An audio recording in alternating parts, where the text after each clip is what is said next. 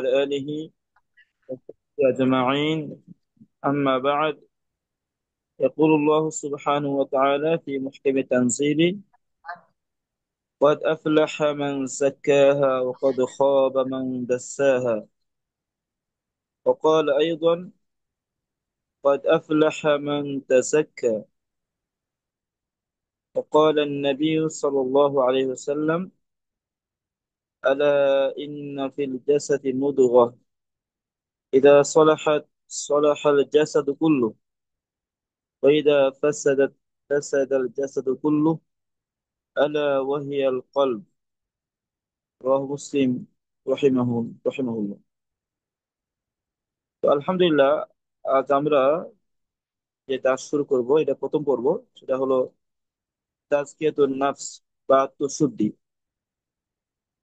তো আত্মশুদ্ধি এই বিষয়টা খুব গুরুত্বপূর্ণ বিষয়। তো কারণ আমরা দেখা যায় বাহ্যিকভাবে শারীরিক বিভিন্ন রোগে আক্রান্ত হই। আক্রান্ত হলে আমরা ডাক্তারের শরণাপন্ন হয়ে থাকি, চিকিৎসা গ্রহণ করি। শারীরিক বিভিন্ন রোগ ব্যাধির চিকিৎসা রয়েছে, সুবিজ্ঞ অভিজ্ঞ ডাক্তার রয়েছেন, ভালো উন্নত চিকিৎসা রয়েছে।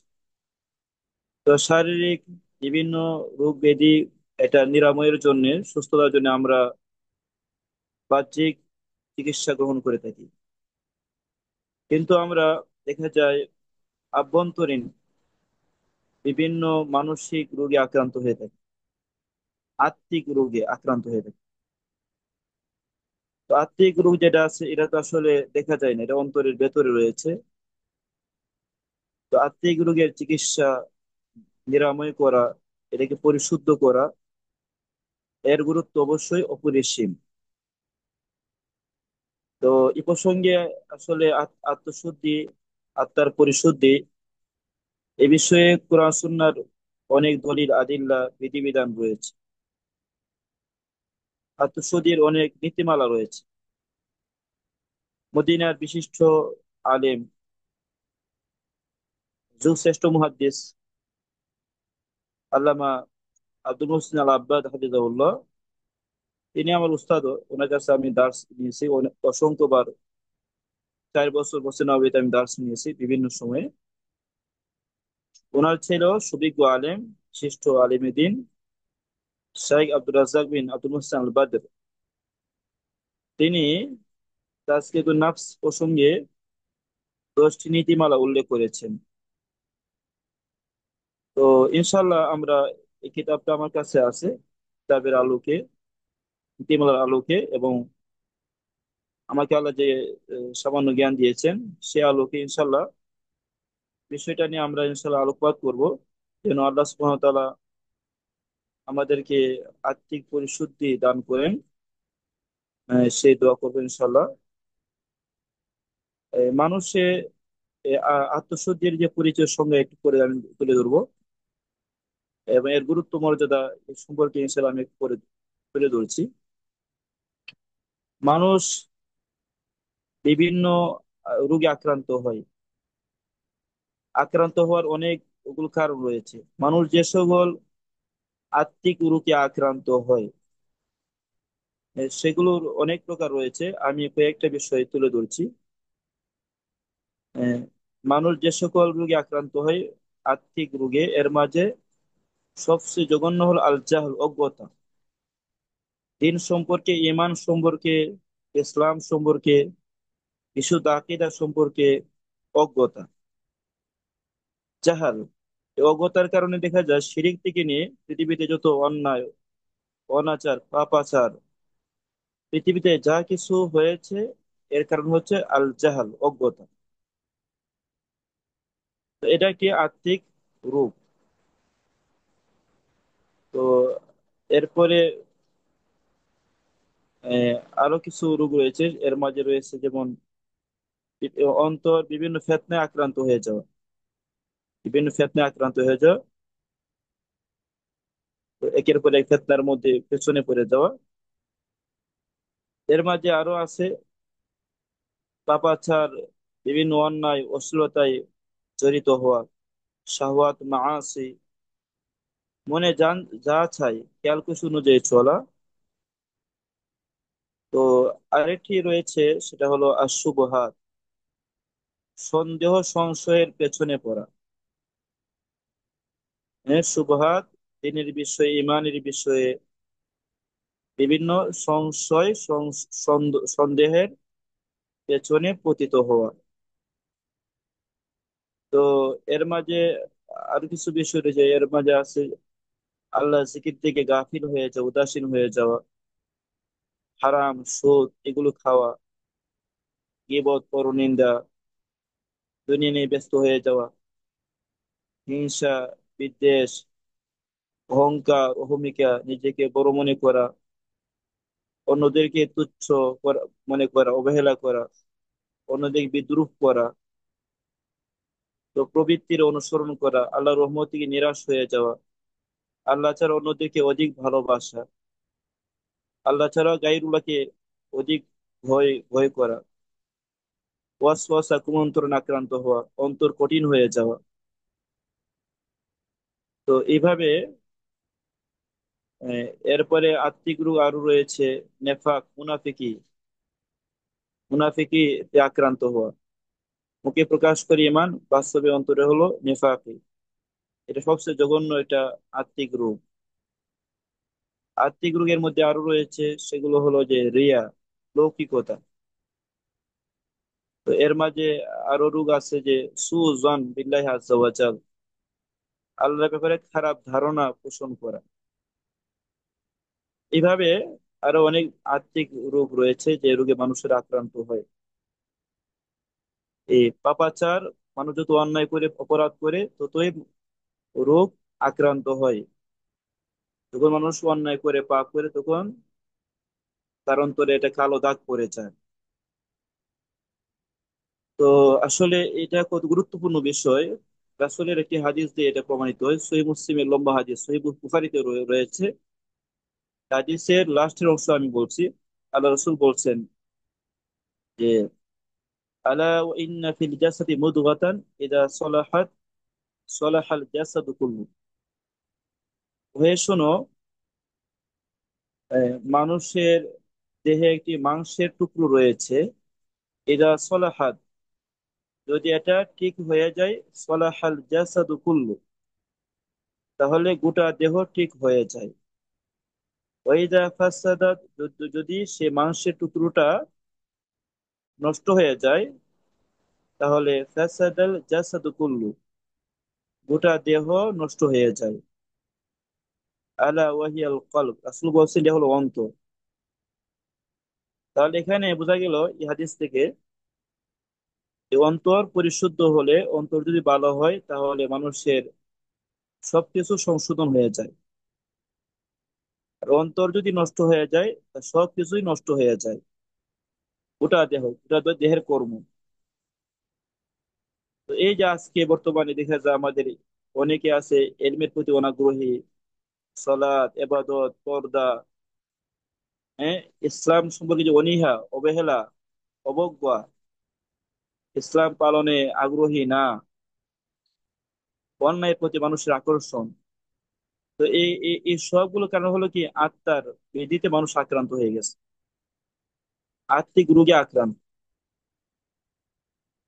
তো এখন আসুন তাজকিয়া বা আত্মশুদ্ধি, এর শাব্দিক পারিভাষিক সংজ্ঞা আমরা তুলে ধরবো।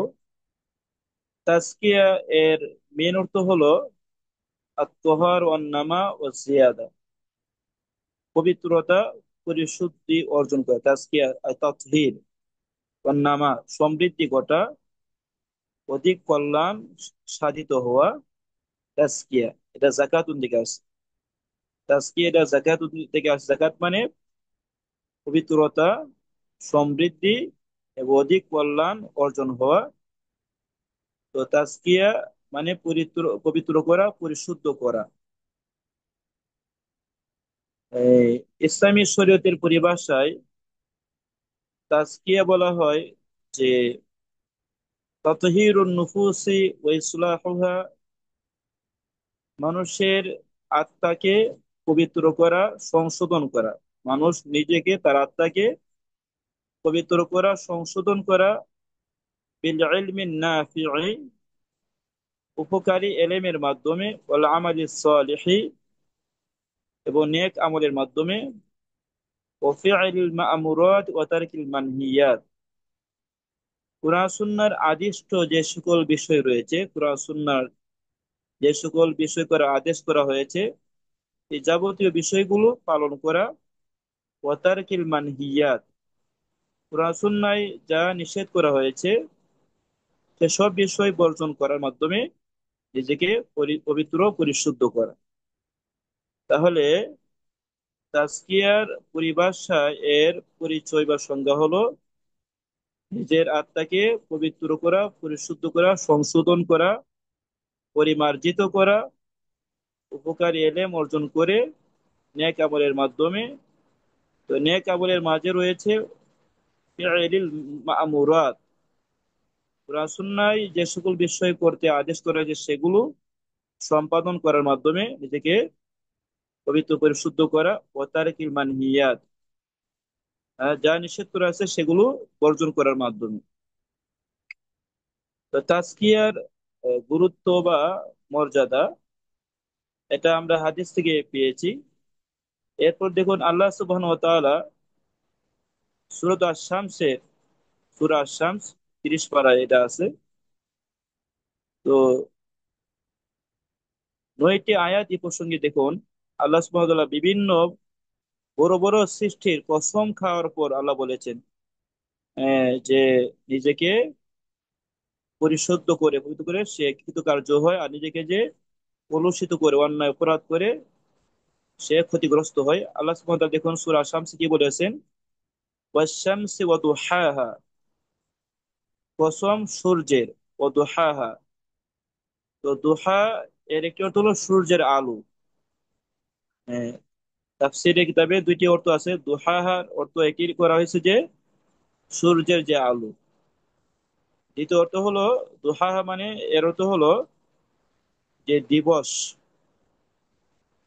সূর্যের কসম, এবং সূর্য যখন দিবসে উদয় হয় এই দিবসের কসম। তো সূর্যের কসম, সূর্য যখন স্পষ্ট ভাবে উদয় হয় দিবস, সে সময়ের কসম। অল কমারি ইদা তালাহা, আল্লাহ বলছেন, এবং চন্দ্রের কসম, ইদা তালাহা, যখন চন্দ্র চাঁদ সূর্যের পরে রাত্রে আগমন করে আবার এটা অস্তমিত হয়।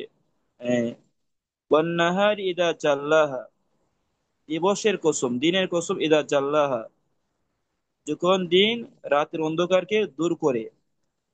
ওয়াল্লাইলি ইদা ইয়াগশাহা, এবং রাতের কত কসম, রাত যখন ইয়াগশাহা, পৃথিবীকে আচ্ছাদিত করে নেয়, দেখে নেয়, সবকিছু অন্ধকার করে দেয়, এ রাতের অন্ধকার, রাতের কসম। ওয়াশ-শামসি ওমা বানাহা, ওয়াস-সামাই ওমা বানাহা, আকাশের কসম, ওমা বানাহা, ওমা বানাহা, এর দুটি অর্থ হয়। তো একটি হলো আকাশের কসম, ওমা বানাহা, এবং আকাশ যে বিনির্মাণ করা হয়েছে সুনিপুণ ভাবে, এটা মাটাকে মায়ে মাজদারিয়া বলা হয়। ওয়াস-সামাই ওয়া বিনাইহাল মুহকাম, আকাশের কসম, এবং নিপুণ ভাবে আকাশে যে বিনির্মাণ করা হয়েছে, সূর্য আকাশ তৈরি করা হয়েছে, আকাশ বিনির্মাণের কসম।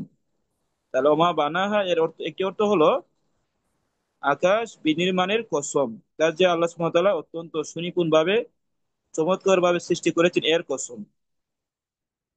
তো দ্বিতীয় আরেকটা অর্থ হয় ওমা বানাহা, মা মানে মান, যিনি, তাহলে অর্থ হবে আকাশের কসম, ওমা বানাহা, আকাশ যিনি সৃষ্টি করেছেন তার কসম। ওয়াল আরদি ওমা তাহাহা, জমিনের কসম, ওমা তাহাহা, তো তাহাহা এখানেও আগের মতো দুইটা অর্থ। তো একটা হলো মাটা, মাছদারিয়া, তো সে হিসাবে জমিনের কসম, পৃথিবীর কসম, ওমা তাহাহা, এবং পৃথিবী যে বিস্তৃত করা হয়েছে, বিস্তীর্ণ ভাবে পিছিয়ে দেওয়া হয়েছে, এই বিস্তীর্ণ বিস্তৃত করার কসম। অথবা এর অর্থ হয় যিনি পৃথিবীকে বিস্তৃত করে দিয়েছেন, বিছিয়ে দিয়েছেন সুন্দরভাবে, সে আল্লাহর কসম।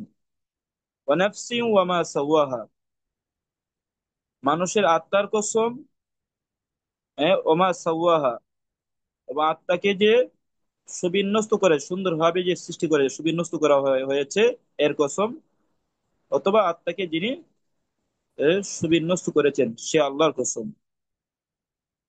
তো এই আত্মাকে যিনি সুবিন্যস্ত করেছেন, আকাশ যিনি নির্মাণ করেছেন, অথবা জমিন যিনি বিস্তৃত করেছেন, তার কসম।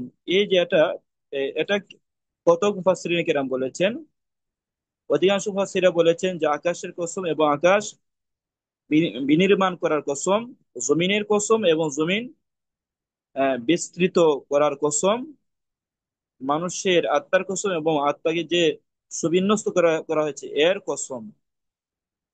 এরপর আল্লাহ বলছেন আলহামাহা ফুজুরাহা ওয়া তাকওয়াহা, অতঃপর যে আল্লাহ মানুষের মাঝে ঢেলে দিয়েছেন, মানুষের কাছে বর্ণনা করে দিয়েছেন ফুজুরাহা, তার অন্যায়ের বিষয়গুলো, পাপাচারী বিষয়গুলো বর্ণনা করে দিয়েছেন তার সামনে, ওয়া তাকওয়াহা, এবং তাকওয়ার বিষয়গুলো তার সামনে যে আল্লাহ বর্ণনা করে দিয়েছেন।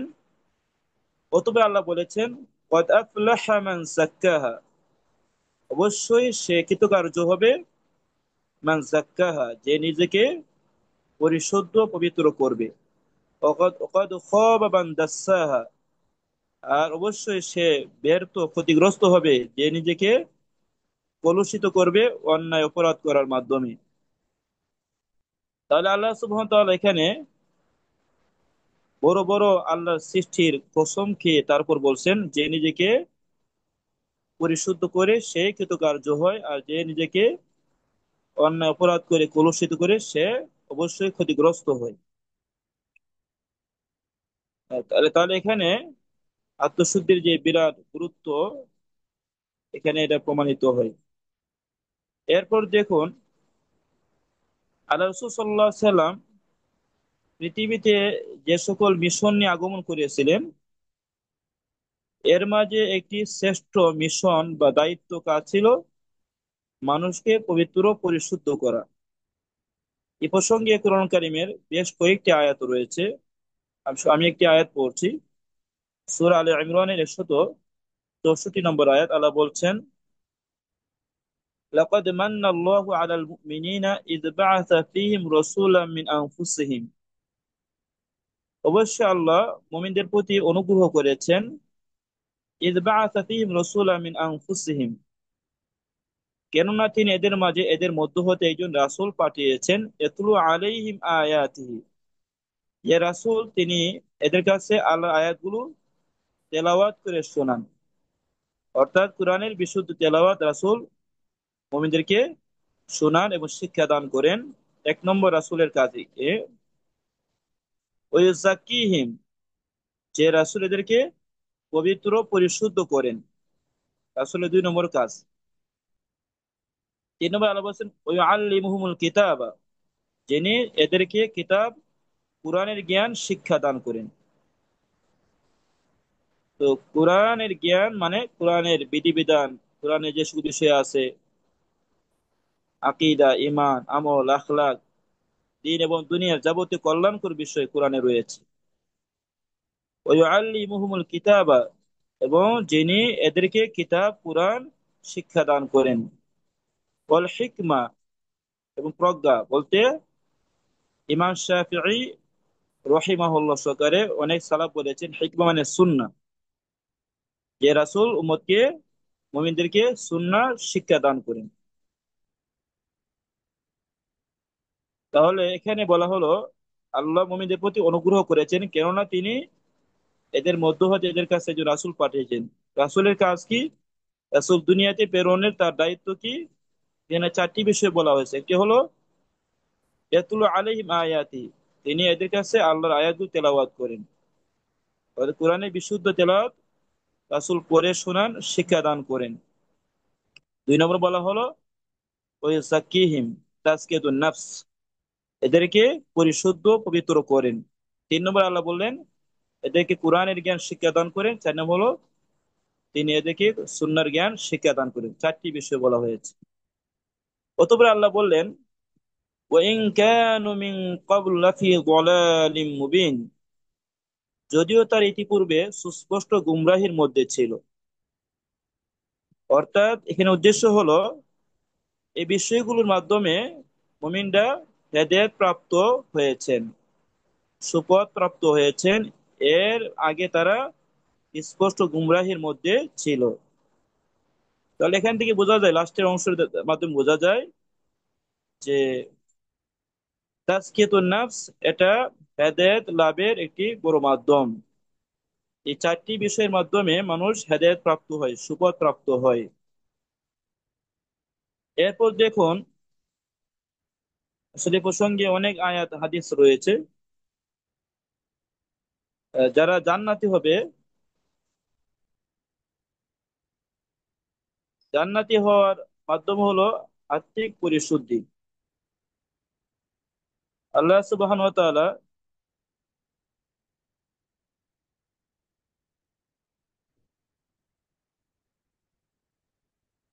আল্লাহ রাব্বুল আলামিন সূরা তাহায় বলেছেন, সূরা তাহায় বলেছেন যে সূরা তাহার ৭০ এবং ৭১ নম্বর আয়াত, না ৭৫ এবং ৭৬ নম্বর আয়াত, আমি ভুল বলছি। ৭৫ ৭৬ নম্বর আল্লাহ বলছেন যে ومن يأته مؤمنا قد عمل الصالحات فأولئك لهم الدرجات العلا। আর যে ব্যক্তি আল্লাহর কাছে মুমিন অবস্থায় আগমন করবে, কদ আমিলাস সলিহাতি, অবস্থায় সে অবশ্যই নেক আমল করেছে, ফাউলাইকা লাহুমুদ দারাজাতুল উলা, এদের জন্য রয়েছে শ্রেষ্ঠ মর্যাদা। শ্রেষ্ঠ মর্যাদা কি? জান্নাতু আদনিন, চিরস্থায়ী জান্নাত, তাজরি মিন তাহতিহাল আনহারু, যার তলদেশ দিয়ে নদ নদী প্রবাহিত থাকবে, খালিদিনা ফিহা, তারা সে জান্নাতের মাঝে চিরস্থায়ী হবে, চিরকাল অবস্থান করবে।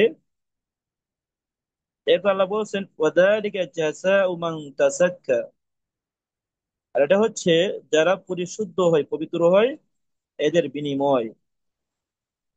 তাহলে জান্নাত পাওয়া, চিরস্থায়ী জান্নাত, জান্নাতের নিয়ামত অর্জন করা, তো এটা পরিশুদ্ধ পবিত্র হওয়ার বিনিময়।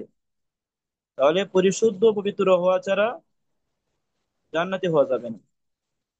জান্নাতি হতে গেলে অবশ্যই আমাদের আপনাদের পরিশুদ্ধ পবিত্র হতে হবে। তো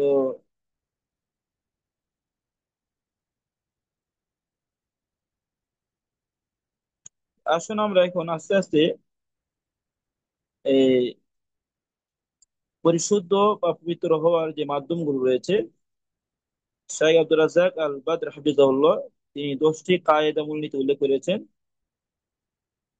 আজ হয়তো বা একটা বা দুইটা সর্বোচ্চ আমি বলতে পারবো, বাকিগুলো ইনশাল্লাহ আমরা ধারাবাহিকভাবে ইনশাল্লাহ আমরা সেগুলো বলবো। তো পরিশুদ্ধ পবিত্র হওয়ার আমাদের দেশে অনেক উল্টাপাল্টা নীতিমালা আছে।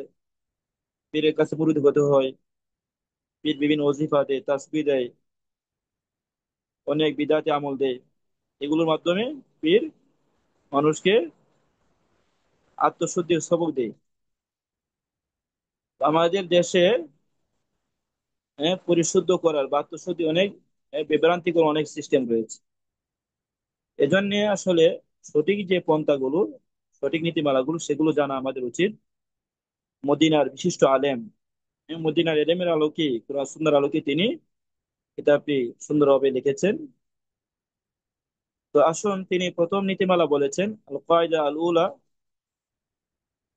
1 নম্বর নীতিমালা হলো আত তাওহীদু আসলু মা তাজকু বিহি নুফুস। তিনি বলছেন, তো মানুষের আত্মা যার দ্বারা পরিশুদ্ধ হয়, পবিত্র হয়, এর মাঝে সবচেয়ে প্রধান মেন হলো তাওহীদ, আল্লাহর একত্ববাদ। তো তাওহীদ সম্পর্কে যার যত জ্ঞান হবে, এলেম হবে, তার আত্মা ততই পরিশুদ্ধ হবে। তাওহীদ ছাড়া কারো আত্মা পরিশুদ্ধ পরিশুদ্ধ লাভ করতে পারে না। তো তাওহীদ যদি অর্জন হয় তাহলে একমাত্র মানুষ আল্লাহর ইবাদত করবে, আল্লাহর জন্য সবকিছু করবে। এবং তাওহীদের প্রকারগুলো রয়েছে, আসমা সিফাত রয়েছে এখানে।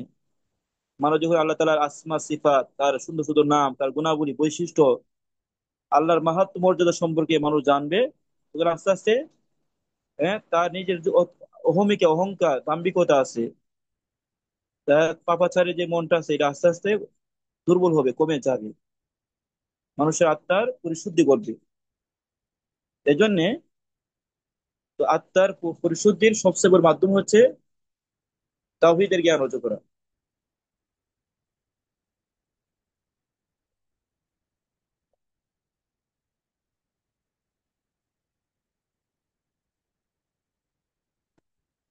আছে কিনা?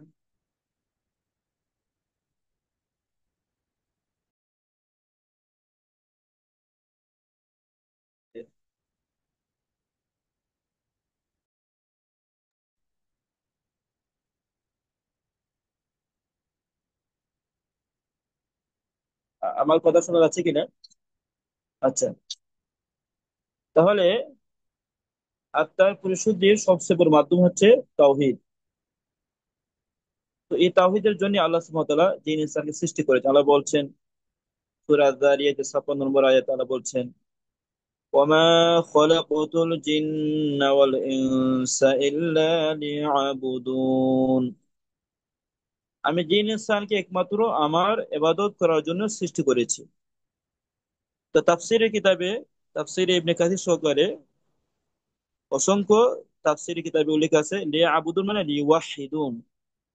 যত জায়গায় আল্লাহর ইবাদত করার কথা কোরআনে উল্লেখ আছে, এখানে উদ্দেশ্য হলো তাওহীদ, একমাত্র আল্লাহ ইবাদত করা। হ্যাঁ, আল্লাহ ইবাদত করবে আবার মাজারেও যাবে, শিরিক করবে, বিদআত করবে, হবে না।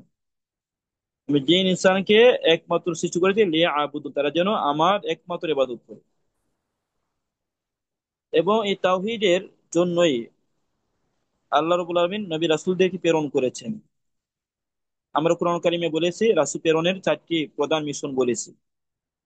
তো আরেকটি প্রধান মিশন হলো তাওহীদের প্রচার প্রসার করা। আল্লাহ সুবহানাহু ওয়া তাআলা কোরআন কারিমে সূরা আন-নাহলের 36 নম্বর আয়াতে আল্লাহ বলেছেন, ওয়ালাকাদ বাআসনা ফি কুল্লি উম্মাতির রাসূলান আন ই'বুদু আল্লাহ ওয়াজতানিবুত তাগুত। অবশ্যই আমি আল্লাহ প্রতিটি জাতির মাঝে এক একজন রাসূল পাঠিয়েছি এই মর্মে, যেন তোমরা একমাত্র আল্লাহর ইবাদত করো, অর্থাৎ তাওহীদ প্রতিষ্ঠা করো আর তাগুতকে বর্জন করো। তাগুত মানে কি? তাগুত অর্থ হলো, এটা তুগিয়ান থেকে আসছে। এর অর্থ হলো সীমা লঙ্ঘন করা, সীমা অতিক্রম করা।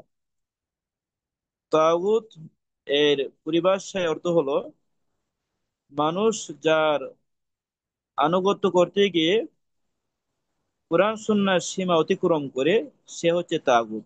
মানুষ যার আনুগত্য করতে গিয়ে কোরআন সুন্নাহর সীমা অতিক্রম করে, সে হলো তাগুত। এজন্য সবচেয়ে বড় তাগুত হচ্ছে শয়তান। অতঃপর এমন প্রতিটা মানুষ তাগুত হবে যার আনুগত্য করতে গিয়ে মানুষ কোরআন সুন্নাহর সীমা লঙ্ঘন করে। তাই তাগুত হতে পারে কখনো পরিবারের প্রধান, তাগুত হতে পারে কারো পিতা, হতে পারে কার বড় ভাই, হতে পারে এমনকি স্বামী হতে পারে। যে স্বামীকে সন্তুষ্ট করতে গিয়ে, পিতাকে সন্তুষ্ট করতে গিয়ে যদি মানুষ কোরআন সুন্নাহর বিধিবিধান লঙ্ঘন করে, তাহলে স্বামী তাগুত হবে। কথা কথা অনেক স্বামী আছে, কেউ চায় স্ত্রী বেপরদা চলবে। তো এখন যদি কেউ স্বামীকে সন্তুষ্ট করে বেপরদা চলে, তাহলে স্বামী হলো তাগুত। এ এ তাগুতকে সন্তুষ্ট করতে গিয়ে সে আল্লাহর কোরআন সুন্নাহর যে সীমারেখা সে লঙ্ঘন করেছে। তাগুত হতে পারে স্বামীর জন্য তার স্ত্রী হতে পারে তাগুত। স্ত্রীকে সন্তুষ্ট করতে গিয়ে সে কি করলো? কোরআন সুন্নাহর সীমারেখা সে লঙ্ঘন করলো। অনেকে দাঁড়িয়ে রাখে না স্ত্রীকে খুশি করার জন্য। স্ত্রীকে খুশি করে যদি দাঁড়িয়ে না রাখে, তাহলে তো এটা স্ত্রীকে সে তাগুত বানাইলো। স্ত্রীকে খুশি করার জন্য আল্লাহর বিধান মেনে চলে না, হারাম সে করে। তাহলে তাগুত হলো যার আনুগত্য করতে গিয়ে মানুষ কোরআন সুন্নাহর সীমারেখা অতিক্রম করে, সে হলো তাগুত। পাশাপাশি যে শাসক, যে বিচারপতিরা কোরআন সুন্নাহর আইন লঙ্ঘন করে মানুষকে কোরআন সুন্নাহর আইন বিরোধী, মানব বিরোধী আইন মেনে চলতে বাধ্য করে, হ্যাঁ, তারা অবশ্যই তাগুত। তো তাহলে তাওহীদ কায়েম করা, তাগুত বর্জন করা, এই জন্য আল্লাহ সুবহানাহু ওয়া তাআলা প্রত্যেক জাতির মাঝে রাসূল পাঠিয়েছিলেন। তো তাওহীদ তাওহীদ এটা হলো প্রথম বিষয়। হ্যাঁ, নবী রাসূল প্রেরণের উদ্দেশ্য এটা হলো, দায়ীদের প্রথম কর্তব্য হলো এই তাওহীদের দাওয়াত প্রদান করে। এই প্রসঙ্গে আপনারা জানেন, তো আল্লাহ রাসূল সাল্লাল্লাহু আলাইহি সাল্লাম মুআয ইবনে জাবালকে যখন ইয়ামানে প্রেরণ করেন, তাকে তিনি বলেছিলেন, এই প্রসঙ্গে আসলে বিভিন্ন রেওয়ায়েত আছে, বুখারী রেওয়ায়েত এটা, আল্লাহ রাসূল বলেছিলেন, ইন্নাকা তাকদাম আলা কওমি মিন আহলি কিতাব, হে মুআয, তুমি আহলে কিতাবের একটি সম্প্রদায়ের নিকটে যাচ্ছ। ফালিয়াকুন আউওয়ালা মা তাদউহুম ইলা আইয়ুহিদুল্লাহ, সুতরাং তোমার প্রথম যে দাওয়াত, তুমি এদেরকে প্রথম যে দাওয়াত দিবে, এদের জন্য এমন হয়, ইলা ইউহিদুল্লাহ, যে তারা আল্লাহর একত্ববাদ স্বীকার করবে, এক আল্লাহ তাওহীদ মেনে নিবে। এটা যেন হয় তোমার প্রথম দাওয়াত। তাহলে এইজন দায়ের প্রধান এবং প্রথম দাওয়াত হবে এই তাওহীদের দাওয়াত প্রদান করা।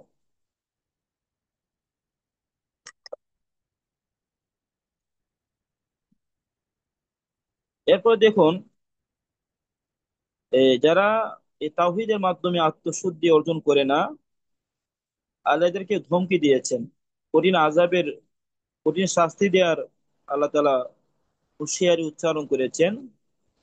আল্লাহ সুবহানাহু ওয়া তাআলা কোরআন কারীমে বলছেন, ওয়াইলুল লিল মুশরিকিন আল্লাযীনা লা ইউতুনা আয-যাকাতা ওয়া হুম বিল আখিরাতি হুম কাফিরুন। আল্লাহ বলছেন, মুশরিকদের জন্য দুর্ভোগ, ধ্বংস। যারা মুশরিক, এদের জন্য দুর্ভোগ বা ধ্বংস। ওয়াইল একটি অর্থ দুর্ভোগ, ধ্বংস, বা ওয়াইল এর আরেকটা অর্থ হয় জাহান্নামের একটা উপত্যকা। মুশরিক যারা শিরিক করে, এদের জন্য দুর্ভোগ, ধ্বংস। তারা কারা? আল্লাযীনা লা ইউতুনা যাকাতা, যারা যাকাত দেয় না, শাব্দিক অর্থ আমরা এটা মনে করি, কিন্তু অসংখ্য সালাফ থেকে আছে, লা ইউতুনা যাকাতা, যাকাতা মানে যারা আত্মার পরিশুদ্ধি অর্জন করে, নিজেকে পরিশুদ্ধ পবিত্র করে না তাওহীদের মাধ্যমে।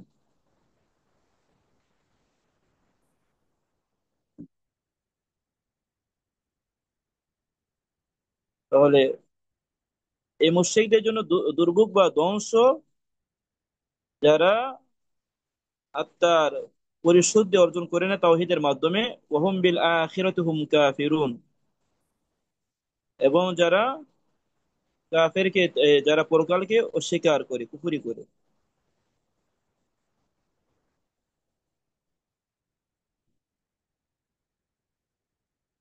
এটা সূরা এই হামিম আস-সাজদা, বা এটা সূরা ফুসিলাত বলা হয়, এর 6 নম্বর এবং 7 নম্বর আয়াতে এটা আল্লাহ বলছেন। ইবনে তাইমিয়া রহিমাহুল্লাহ তিনি বলছেন এই আয়াতের তাফসীর প্রসঙ্গে, এখানে তারা যাকাত দেয় না, মানে এর অর্থ তিনি বলছেন যে এর অর্থ হলো ইয়া তাওহীদ ওয়াল ঈমান, তারা এ তাওহীদ ঈমানের মাধ্যমে নিজেদেরকে পরিশুদ্ধ করে না। তাহলে এখানে লা ইউতুনা যাকাতা মানে তারা তাওহীদ এবং ঈমানের মাধ্যমে নিজেদেরকে পরিশুদ্ধ পবিত্র করে না। এবং ইবনুল কাইয়িম রাহিমাহুল্লাহ তিনি বলেছেন, ক্বালা আকসারুল মুফাসসিরিনা মিনাস সালাফি ওয়া মান বা'দাহুম, সালাফ এবং পরের অধিকাংশ মুফাসসিরগণ তারা বলেছেন, লা ইউতুনা যাকাতা এর অর্থ হলো ইয়া তাওহীদ, তাওহীদ অর্থাৎ শাহাদাতু আল্লা ইলাহা ইল্লাল্লাহ, এর সাক্ষ্য দেওয়া যে আল্লাহ ছাড়া সত্য কোনো ইলাহা নেই, মাবুদ নেই, আল্লাহ ছাড়া ইবাদতের যোগ্য কোনো মাবুদ নেই। এবার তিনি বলছেন ওয়াল ঈমানুল্লাযী, এবং ওই ঈমান উদ্দেশ্য, আল্লাযী বিহি ইয়াজকু আল কলবু, যার দ্বারা আত্মা পরিশুদ্ধ হয়, পবিত্র হয়। এরপর ইবনে কাইয়িম রাহিমাহুল্লাহ তিনি বলেছেন, ওহু আসলু কুল্লি যাকাতিন ওয়া নামাইন। এই তাওহীদ এবং ঈমান হচ্ছে সকল পবিত্রতা, পরিশুদ্ধ পরিশুদ্ধ হওয়ার মেন প্রধান হচ্ছে এই তাওহীদ এবং ঈমান। তাহলে আমরা এখানে বুঝতে পারলাম, হ্যাঁ, আত্মিক পরিশুদ্ধির সবচেয়ে বড় মাধ্যম হচ্ছে তাওহীদ এবং ঈমান। তো এর বিপরীত হচ্ছে শিরিক। ছোট বড় শিরিক বর্জন করতে হবে, ছোট হোক বড় হোক, যাবতীয় শিরিক বর্জন করতে হবে। শিরিক সম্পর্কে আপনারা জানেন। তো এই প্রসঙ্গে এইটা আয়াত বলছি, আপনাদের জানা আছে, তারপর আমরা বলছি। তো আল্লাহ সুবহানাহু ওয়া তাআলা বলছেন কোরআন কারীমে, ওয়ালাকাদ উহিয়া ইলাইকা ওয়া ইলাল লাযিনা মিন ক্বাবলিক লাইন আশরাকতা লা ইয়াহবাতান্না আমালুকা ওয়া লা তাকুনান্না মিনাল খাসিরিন। অবশ্যই আপনার প্রতি এবং আপনার পূর্বে নবী রাসূলগণ যারা ছিল এদের প্রতি এই মর্মে ওহী প্রেরণ করা হয়েছে, লাইন আশরাকতা, যদি আপনি শিরিক করেন। রাসূল তো শিরিক করবেন না, রাসূলকে বলে মূলত উম্মতকে সতর্ক সাবধান করা। যদি আপনি শিরিক করেন, আর যদি হয়তো ধরে নেওয়া যাক যদি আপনিও শিরিক করেন, লা ইয়াহবাতান্না আমালুকা, তাহলে অবশ্যই আপনার নেক আমলগুলো বিনষ্ট হয়ে যাবে, বরবাদ হয়ে যাবে। ওয়ালা তাকুনান্না মিনাল খাসিরিন, আর অবশ্যই আপনি চরম ক্ষতিগ্রস্তদের অন্তর্ভুক্ত হয়ে যাবেন। এবং শিরিক এমন পাপ, এই পাপ করে কেউ মারা গেলে আল্লাহ তাআলা ক্ষমা করবেন না। আপনারা জানেন আল্লাহ সুবহানাহু ওয়া তাআলা বলছেন, ইন্নাল্লাহা লা ইয়াগফিরু আন ইউশরাকা বিহি ওয়া ইয়াগফিরু মা দুনা যালিকা লিমান ইয়াশা। নিশ্চয় আল্লাহ লা ইয়াগফিরু আন ইউশরাকা বিহি, তিনি ক্ষমা করবেন না তার সাথে শিরিক করা হলে। ওয়া ইয়াগফিরু, তিনি ক্ষমা করে দিবেন মা দুনা যালিক, এর চেয়ে নিচের যে সকল পাপ রয়েছে শিরিক ছাড়া, শিরিকের নিচে যে সকল পাপ রয়েছে সেগুলো তিনি ক্ষমা করে দিতে পারেন। লিমান ইয়াশা, যাকে চান তাকে তিনি ক্ষমা করে দিতে পারেন। পাশাপাশি আল্লাহ সুবহানাহু ওয়া তাআলা শিরিক যারা করবে তাদের জন্য জান্নাত হারাম করে দিয়েছেন, জাহান্নাম ওয়াজিব করে দিয়েছেন। আল্লাহ বলছেন, ইন্নাহু মান ইউশরিক বিল্লাহি ফাকাদ হারামাল্লাহু আলাইহিল জান্নাতা ওয়া মাওয়াহুন নার ওয়া মা লিয-যালিমিনা মিন আনসার। নিশ্চয় যে আল্লাহর সাথে শিরিক করবে, অংশীদার সাব্যস্ত করবে, ফাকাদ হারামাল্লাহু আলাইহিল জান্নাতা, অবশ্যই আল্লাহ তার জন্য জান্নাতকে হারাম করে দিবেন। ওয়া মাওয়াহুন নার, আর তার ঠিকানা জাহান্নাম হয়ে যাবে। ওয়া মা লিয-যালিমিনা মিন আনসার, আর এই জালিমদের কোনো সহযোগী থাকবে না। তো এরপর বান্দা যদি এইভাবে যদি তাওহীদকে তার জীবনে বাস্তবায়ন করে, শিরিককে, শিরিক ছোট বড় শিরিক সব বর্জন করে দেয়, তখন বান্দা আল্লাহর পক্ষ থেকে দুনিয়া এবং পরকাল নিরাপত্তা লাভ করবে, হেদায়েত প্রাপ্ত হবে। সে তখন সফল কাম হবে, কৃতকার্য হবে। আল্লাহ সুবহানাহু ওয়া তাআলা কুরআন কারীমে বলছেন, আল্লাযীনা আমানু ওয়া লাম ইয়ালবিসু ঈমানাহুম বিযুলমিন উলাইকা লাহুমুল আমনু ওয়া হুম মুহতাদুন। আল্লাযীনা আমানু, যারা ঈমান আনয়ন করে, ওয়া লাম ইয়ালবিসু ঈমানাহুম বিযুলমিন, এবং যারা তাদের ঈমানের সাথে মিশ্রিত করে না জুলুম, মানে শিরিক। যারা তাদের ঈমানের সাথে জুলুম অর্থাৎ শিরিক মিশ্রিত করে না, উলাইকা লাহুমুল আমনু, এদের জন্য রয়েছে নিরাপত্তা, দুনিয়া এবং পরকালে এদের জন্য রয়েছে নিরাপত্তা। ওয়াহুম মুহতাদুন, আর তারাই হচ্ছে কি হেদায়েত প্রাপ্ত। তাহলে বান্দা যখন তাওহীদ বাস্তবায়ন করবে, শিরিক একদম ছেড়ে দিবে, তখন বান্দা দুনিয়া এবং পরকালে পূর্ণাঙ্গ নিরাপত্তা লাভ করবে এবং সত্যিকার অর্থে হেদায়েত প্রাপ্ত হতে পারবে। আহ, তো তাওহীদ প্রসঙ্গে আসলে আপনারা অনেক জানেন, আরো অনেক বিষয় রয়েছে, এ বিষয়ে আর আমরা লম্বা আলোচনা করব না। এরপরে আমরা দ্বিতীয় মূলনীতি বলছি একটু। দ্বিতীয় মূলনীতি তিনি উল্লেখ করেছেন, আমি মূলত শেখ আব্দুল রাজ্জাক আলবাত তার ব্যাখ্যাটা আমি খেয়াল করতেছি, কিছুটা একটু নিজে সামান্য একটু বলি, একটু অতিরিক্ত প্রয়োজন। অধিকাংশ উনি যা বলছেন আমি সেটাই বলতেছি। তো এই কিতাবটা আমি আমাদের মাদ্রাসায় ইফতার আমি পড়াইছি, ইফতার ছাত্র আমি পড়িয়েছি। হ্যাঁ, মুফতি যারা, যারা মুফতি হচ্ছে, এবং আমি আরেকজন দিনী ভাইকে অনেক আগে, 1-2 বছর আগে, 1 বছর বা 2 বছর আগে আমি আমি পুরো কিতাবটা আমি পড়াইছি এক ভাইকে। পুরো কিতাবটা, কিতাবটা খুব গুরুত্বপূর্ণ। আসুন এরপরে আসুন, দ্বিতীয় মূলনীতি হলো আদ-দুআ মিফতাহু যাকাতিন নুফুস। তো আত্মশুদ্ধির চাবিকাঠি হলো দোয়া, আল্লাহর কাছে দোয়া করা। তো আল্লাহর কাছে দোয়া করা ছাড়া আসলে আত্মার পরিশুদ্ধি অর্জন করা সম্ভব না। দোয়া হচ্ছে সবচেয়ে বড় মাধ্যম নিজের পরিশুদ্ধির জন্য। তো এখানে শাইখ আব্দুল রাজ্জাক আলবাদ প্রথমে তিনি একটি হাদিস নিয়ে আসেন। قال النبي صلى الله عليه وسلم, আল্লাহ নবী সাল্লাল্লাহু আলাইহি ওয়াসাল্লাম বলেছেন যে লাইসা শাইউন আকরামু আলা আল্লাহি মিনাদ দুআ। আল্লাহর কাছে দোয়ার চেয়ে অধিক সম্মানী কিছুই নেই। তো দোয়ার চেয়ে আল্লাহর কাছে অধিক সম্মানী কিছুই নেই। দোয়া আল্লাহর কাছে একটি শ্রেষ্ঠ ইবাদত, কারণ দোয়ার মাধ্যমে মানুষ তার যে অক্ষমতা অপারগতা প্রকাশ করে, আল্লাহর দিকে সে মুখাপেক্ষী মুহতাজ, আল্লাহর সামনে নিজেকে সে একদম সঁপে দেয়, একদম দুর্বল হয়ে যায়, ভেঙে যায়। আল্লাহর ক্ষমতা, তার যে বিশাল ক্ষমতা, শক্তি, এটা মানুষ স্বীকার করে। হ্যাঁ, আল্লাহর বরত্ব সে সে ঘোষণা করে। তো এজন্য দোয়ার আসলে বিরাট প্রভাব রয়েছে, দোয়ার অনেক গুরুত্ব রয়েছে। দোয়ার মাধ্যমে, অস্ত্রের মাধ্যমে যা হয় না, দোয়ার মাধ্যমে সেটা হয়ে যায়। আল্লাহ সুবহানাহু ওয়া তাআলা কুরআন কারীমে বলেছেন, وقال ربكم ادعوني استجب لكم। তোমাদের রব তিনি বলেছেন উদউনি, তোমরা আমাকে ডাকো, আস্তাজিব লাকুম, তোমাদের ডাকে আমি সাড়া দেব। তো মুতারিফ বিন শিখির রহিমাহুল্লাহ প্রখ্যাত সালাফ, তিনি বলেছেন, তো আমি এই কল্যাণকর যাবতীয় বিষয় যেগুলোকে অন্তর্ভুক্ত করে, সেগুলো নিয়ে আমি কল্পনা করলাম, ভাবলাম, দেখলাম কি কি হতে পারে। আমি দেখলাম যে উত্তম কাজ, কল্যাণকর বিষয় অনেক রয়েছে, সলাৎ, সিয়াম, যাতে অনেক আমল রয়েছে। হ্যাঁ, অনেক যাবতীয় বিষয় রয়েছে, অনেক। তো এই কল্যাণকর সকল বিষয় আমি দেখলাম এগুলো একমাত্র আল্লাহর হাতে রয়েছে।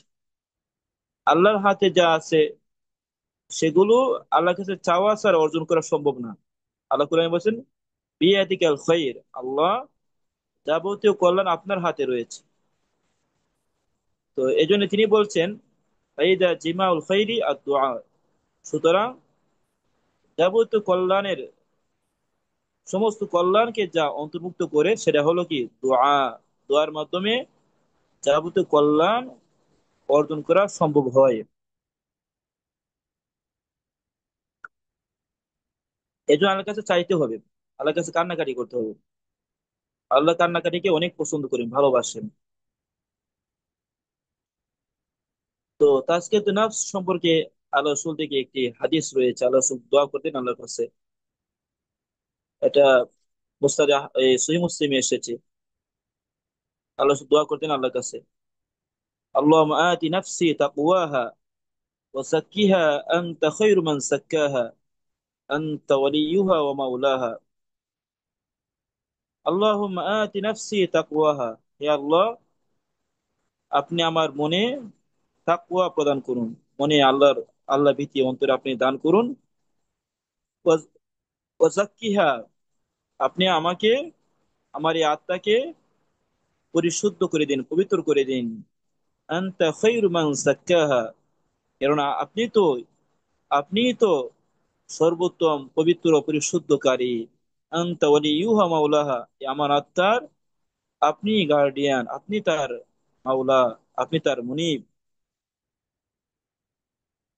তো এখানে আল্লাহ সাল্লাল্লাহু আলাইহি সাল্লাম আল্লাহর কাছে দোয়া করেছেন যেন তার আত্মার পরিশুদ্ধি শুদ্ধি দান করে, যেন আল্লাহ তাআলা আসলে আত্মাকে পবিত্র পরিশুদ্ধ করে দেন।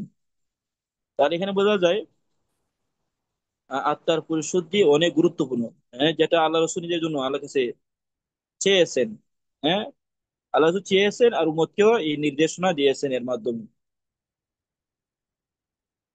এরপর আল্লাহ রসুল এই দোয়া করতেন যে আল্লাহ নবী সাল্লাল্লাহু আলাইহি সাল্লামের প্রায় দোয়া এটা ছিল যে ইয়া মুকাল্লিবাল কুলুব সাব্বিত কলবি আলা দীনিক।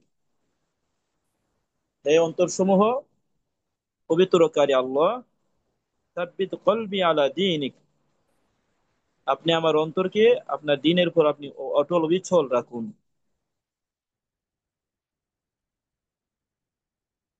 এবং আল্লাহ রাসূল দোয়া করতেন আল্লাহুম্মা মুসারিফাল কুলুব সরিফ কুলুবানা আলা তাআতিক। এই অন্তরসমূহ পরিবর্তনকারী আল্লাহ, আপনি আমাদের অন্তরগুলোকে আপনার আনুগত্যের দিকে ফিরিয়ে নিয়ে যান। তো এই জন্যে আসলে আল্লাহ সুবহানাহু ওয়া তাআলা তিনি একমাত্র আমাদেরকে পরিশুদ্ধ পবিত্র করতে পারেন। তাই আল্লাহর কাছে চাইতে হবে। কোরআন কারীমে আল্লাহ বারবার বলেছেন, আসলে হাদিসে এসেছে মাই ইয়াহদিল্লাহু ফাহুয়াল মুহতাদ, আল্লাহ যাকে হেদায়েত করেন সেই হেদায়েত প্রাপ্ত হয়। ওয়া মাই ইউদ্লিল ফালান তাজিদ লাহু ওয়ালিয়্যাম মুরশিদা, আল্লাহ যাকে পথভ্রষ্ট করবেন তুমি তার জন্য পথ প্রদর্শক কোন গার্ডিয়ান সহযোগী তুমি কাউকে খুঁজে পাবে না। আল্লাহ যাকে গুমরা করেন তার কোনো হেদায়েতকারী নেই। কত মানুষ রয়েছে আল্লাহ রাসূল যে খুতবা, প্রতিটা খুতবা আল্লাহ রাসূল শুরু করতেন এর মাধ্যমে, যেটা সহিহ মুসলিমে আছে, সুনান আবি দাউদে আছে, সুনান নাসাইতে অনেক হাদিসের কিতাবে এসেছে। আল্লাহ রাসূল এই খুতবা গুলো শুরু করতেন এইভাবে যে মাই ইয়াহদিল্লাহ ফালা মুদিল্লা লাহ, আল্লাহ যাকে হেদায়েত করেন তাকে পথভ্রষ্টকারী কেউ নেই, কার ক্ষমতা নেই তাকে পথভ্রষ্ট করার। ওমাই ইউদ্লিল, আল্লাহ যাকে পথভ্রষ্ট করেন ফালা হাদিয়া লাহ, তাকে পথ দেখানোর আর কেউ নেই, সুপথ দেখানোর ক্ষমতা আর পৃথিবীর কারণে। কত মানুষ আমরা দেখেছি জীবনে, দেখা যায় এক সময় হেদায়েতের পথে আছে, পরে এক সময় পথ ভ্রষ্ট ইমান হারা হয়ে গেছে, এমন অনেক মানুষ আছে। বর্তমানে আছে এক শ্রেণী দেখা যায় যারা এক সময় কোরআন সুন্নাহর বিষয়ে অনেক কঠিন ছিল। এমন কিছু ভাই বোন দেখা যায় বলতেছে হাদিস মানা প্রয়োজন নাই, হাদিস মানার প্রয়োজন নাই, হাদিস মানতে হবে না, কোরআনই যথেষ্ট। তো হাদিস না মানলে তো কোরআন মানা হয় না। কোরআনের একশত আয়াত রয়েছে আসলে হাদিস মেনে চলা প্রসঙ্গে। তো যারা মনে করবে যে হাদিস মানা প্রয়োজন নেই তারা তো বেঈমান কাফের হয়ে মুরতাদ। তা হাদিস মানা ছাড়া আসলে কোরআন সুন্নাহ কিছুই মানা সম্ভব না। আপনি সলাৎ থেকে নিয়ে সিয়াম, যাকাত, কুরবানি, হজ, প্রত্যেকটা বিষয়ের যাবতীয় নিয়ম কানুন আসলে হাদিসে এসেছে। কোরআনে শুধু মেন মূলনীতিগুলো কোরআনে দেওয়া আছে। কত মানুষ দেখা যায়, অনেক মানুষ দেখা যায় একসময় নামাজি ছিল, পর্দাশীল ছিল, হঠাৎ দেখা যায় সে পাল্টে যায়, গুমরা হয়ে যায়, শয়তান ঢুকাই পড়ে তার পর্দা চলে যায়, তার সলাতে তার অবহেলা চলে আসে, সলাৎ করেন ঠিক মতো। এই জন্য আসলে মানুষ যে কখন গুমরা হয়ে যায়, পথভ্রষ্ট হয়ে যায় বলা যায় না। হ্যাঁ, তাই আল্লাহর কাছে বেশি বেশি দোয়া করা। হ্যাঁ, আল্লাহ সাল্লাল্লাহু আলাইহি সাল্লাম গাজওয়ে আহজাবের সময়ে আল্লাহ রাসূল কথা বলতেছিলেন আল্লাহর কাছে। সাহাবীরা এটা বলেছেন, ওয়াল্লাহি লাউলাল্লাহু মাহতাদাইনা ওয়ালা তাসাদ্দাকনা ওয়ালা সাল্লাইনা। বুখারীতে আছে, সহিহ মুসলিমে এসেছে, যদি আল্লাহর দয়া না হতো তাহলে আমরা হেদায়েত প্রাপ্ত হতে পারতাম না, ওয়ালা তাসাদ্দাকনা ওয়ালা সাল্লাইনা, আমরা যাকাত দিতে পারতাম না, সদকা করতে পারতাম না, আমরা নামাজি হতে পারতাম না, সালাত পড়তে পারতাম না। হ্যাঁ, আল্লাহর অনুগ্রহে আল্লাহর দয়ায় আমরা এই যে হেদায়েত প্রাপ্ত হয়েছি, আজকে সালাত সিয়াম ইবাদত করতেছি, এটা আল্লাহর অনুগ্রহ, আল্লাহর দয়া। তিনি আল্লাহ বলেছেন, ওয়ালাউলা ফাদলুল্লাহি আলাইকুম ওয়া রাহমাতুহু মা যাকা মিনকুম মিন আহাদিন আবাদা ওয়ালাকিন্নাল্লাহু ইয়াযাক্কি মান ইয়াশা। যদি তোমাদের প্রতি আল্লাহর অনুগ্রহ, আল্লাহর রহমত না থাকতো, মা যাকা মিনকুম মিন আহাদিন আবাদা, তাহলে তোমাদের কেউ কখনোই পরিশুদ্ধ হতে পারতো না। ওয়ালাকিন্নাল্লাহু ইয়াযাক্কি মান ইয়াশা, তবে আল্লাহ তাআলা যাকে চান তাকে পরিশুদ্ধ পবিত্র করেন। এই জন্য আসলে আল্লাহকে চাওয়া ছাড়া কোনো বিকল্প নেই। দেখেন সাহাবায়ে কেরাম, এদের কাছে আল্লাহ তাআলা ঈমানকে, নেক আমলকে পছন্দনীয় করে দিয়েছে। সূরা হুজুরাতের একটি দোয়া আপনাদের আমি বলবো। হ্যাঁ, আল্লাহ সুবহানাহু ওয়া তাআলা সাহাবায়ে কেরামকে কি বলেছেন, রাসূলের সাহাবীরা যারা আছে, আল্লাহ বলেন, ওয়ালাকিন্নাল্লাহা হাব্বাবা ইলাইকুল ঈমানা। সূরা হুজুরাতের ৭ নম্বর আয়াত আল্লাহ বলেছেন, ওয়া'লামু আন্না ফীকুম রাসূলাল্লাহ লাউ ইউতি'উকুম ফী কাসীরিম মিনাল আমরি লা'আনিতুম ولكن الله حبب إليكم الإيمان وزينه في قلوبكم وكره إليكم الكفر والفسوق والعصيان أولئك هم الراشدون। আল্লাহ বলেছেন, জেনে রাখো তোমাদের মাঝে রয়েছে আল্লাহর রসুল, যদি তিনি তোমাদের অধিকাংশ বিষয়ে তোমাদের কথা মেনে চলে, তোমাদের আনুগত্য করে, তাহলে তোমরা অবশ্যই সমস্যায় পতিত হবে। লাআনিতুম, তোমরা কষ্টের মাঝে নিপতিত হবে। ওয়ালাকিন্নাল্লাহ হাব্বাবা ইলাইকুমুল ঈমানা, আমার উদ্দেশ্য হলো পরের অংশটা, কিন্তু আল্লাহ তোমাদের কাছে প্রিয় বানিয়ে দিয়েছে ঈমানকে। ওয়াযায়্যানাহু ফি কুলুবিকুম, তোমাদের অন্তরে আল্লাহ তাআলা ঈমানকে সুসজ্জিত করে দিয়েছেন। ওয়াকাররাহা ইলাইকুমুল কুফরা ওয়াল ফুসুক ওয়াল ইসয়ান, এবং তিনি তোমাদের কাছে অপছন্দনীয় করে দিয়েছেন কুফরিকে, ওয়াল ফুসুকা, পাপাচার, মানে কবিরা গুনাহগুলো করাকে, ওয়াল ইসয়ান, আল্লাহ নাফরমানিকে আল্লাহ তোমাদের কাছে ঘৃণিত করে দিয়েছেন, অপছন্দনীয় করে দিয়েছেন। এরপর আল্লাহ বলেছেন, উলাইকা হুমুর রাশিদুন, তারা হচ্ছে সুপথ প্রাপ্ত, যারা এমন গুণের অধিকারী হয়েছে, যাদের কাছে আল্লাহ তাআলা ঈমানকে পরিশুদ্ধ পবিত্র করে দিয়েছেন, যাদের কাছে কুফরি গুনাহগুলোকে ঘৃণিত করে দিয়েছেন, তারা হচ্ছে সুপথ প্রাপ্ত। তো এই আয়াত বলেছি, এখান থেকে আমি একটা দোয়া বানিয়েছি আয়াতের মাধ্যমে, সেটা হলো বেশি বেশি দোয়াটা করা। আল্লাহুম্মা হাব্বিব ইলাইনাল ঈমান, আল্লাহুম্মা হাব্বিব ইলাইনাল ঈমানা ওয়া যায়্যিনহু ফি কুলুবিনা ওয়া কাররিহ ইলাইনাল কুফরা ওয়াল ফুসুক ওয়াল ইসয়ান ওয়াজআলনা মিনার রাশিদিন। কোরআনের আয়াত থেকে আমি দোয়াটা মূলত চয়ন করেছি, বের করেছি। আল্লাহর কাছে এবার দোয়া করা উচিত বেশি বেশি, আল্লাহুম্মা হাব্বিব ইলাইনাল ঈমান, হে আল্লাহ আপনি আমাদের কাছে ঈমানকে প্রিয় বানিয়ে দিন। ওয়া যায়্যিনহু ফি কুলুবিনা, এবং ঈমানকে আমাদের অন্তরে, আমাদের হৃদয়ে আপনি সুসজ্জিত করে দিন। ওয়াকাররিহ ইলাইনাল কুফরা ওয়াল ফুসুক ওয়াল ইসয়ান, আপনি আমাদের কাছে কুফরি, ফুসুক, পাপাচার এবং ইসয়ান, আপনার নাফরমানিকে অপছন্দনীয় করে দিন। ওয়াজআলনা মিনার রাশিদিন, আর আপনি আমাদেরকে সুপথ প্রাপ্তের অন্তর্ভুক্ত করুন, যারা হেদায়েত প্রাপ্ত এদের অন্তর্ভুক্ত করুন। তাহলে এই দোয়াটা আমরা করতে পারি বেশি বেশি করে। আহ, তাহলে আমরা আজকে নাফসে দুইটি মূলনীতি বলেছি, এটি হলো তাওহীদ এবং দোয়া। তো ইনশাআল্লাহ আমরা ধারাবাহিক ভাবে আমরা এই বিষয়ে, আরো 8টি মূলনীতি আছে, ইনশাআল্লাহ আমরা এই বিষয়ে আরো আরো আলোচনা করবো সামনের দার্সগুলোতে। আপনাদের যেহেতু শুনলাম রাত হয়ে যাচ্ছে, রাত গভীর হয়ে যাচ্ছে, এই জন্য আজকে দার্স লম্বা করবো না, আপনাদের প্রশ্নগুলো থাকলে নিবো ইনশাআল্লাহ। ইনশাআল্লাহ।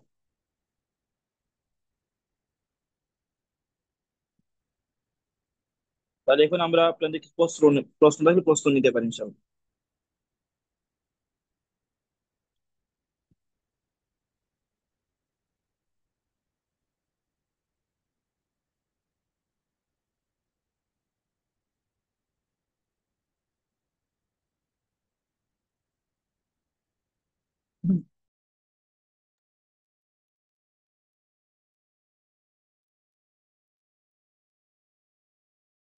সালাম আলাইকুম রহমতুল্লাহ। রেকর্ডটা এখন বাদ দিয়ে আমরা প্রশ্ন দিতে পারি ইনশাল্লাহ। যারা প্রশ্ন করতে আমরা চাই,